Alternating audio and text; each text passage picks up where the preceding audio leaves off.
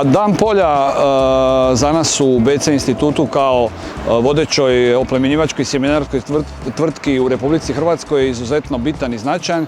To je dan koji bih rekao se nestrpljivo očekuje cijele godine, a nekako posebno ga nestrpljivo očekuju oplemenjivači, naši znanstvenici, jer je to mogućnost i prilika da prezentiraju rezultate svoga znanstvenog i istraživačkog rada.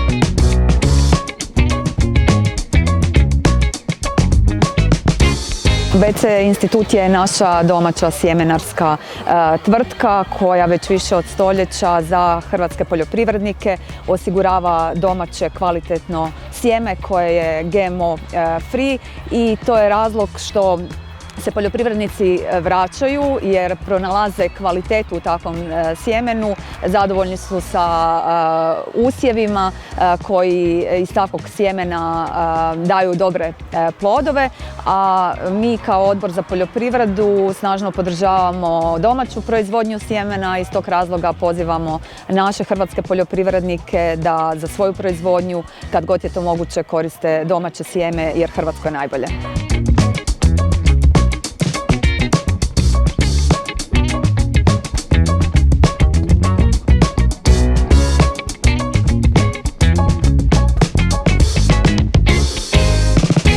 BC institut ima u ponudi sve strne žitarice koje se siju na području Republike Hrvatske i naše uže i šire okolice. Evo, tu su prvenstveno pšenice, pa s druge strane ječmovi, pšenoraž, ozima zob i pravi pir. Što se tiče pšenica, uvijek volim naglasiti nešto što imamo novo. Uz već dobro poznatu Anicu Obsesiju, nešto novije od prošle godine na tržištu, vrlo zanimljivo BC Mistika. Nešto najnovije BC Legija, jedna nova sorta vrhunske kvalitete, odličnih prinosa, ranije vegetacije kakve se sada trenutno i traže na tržištu. A od drugih kultura tu imamo novu ozimu zob BC Elzu. Što se tiče ječmova, to je naša već poznata genetika, mogu najaviti neke novitete za budućnost. A ono što bih htio naglasiti da uz, ajmo reći, neki tradicionalnu proizvodnju žitarica u Hrvatskoj, sve više se ukazala potreba za žitaricama za proizvodnju biomase. Tako ćemo od godine imati i nove sorte pšenoraži namijenjene prvenstveno za tu namjenu.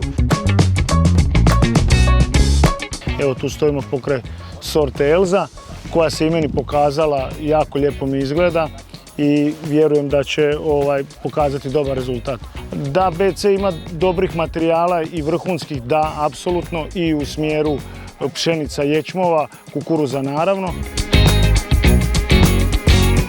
Sve što možete ovdje vidjeti, to je naša domaće znanje, domaća genetika, odnosno koristimo sve što je najmodernije, što je u trendu, da bi jednostavno našim poljoprivrednim proizvođačima ponudili ono najbolje, da bi, ajmo reći, imali hrvatski proizvod, hrvatsko sjeme na našim poljima.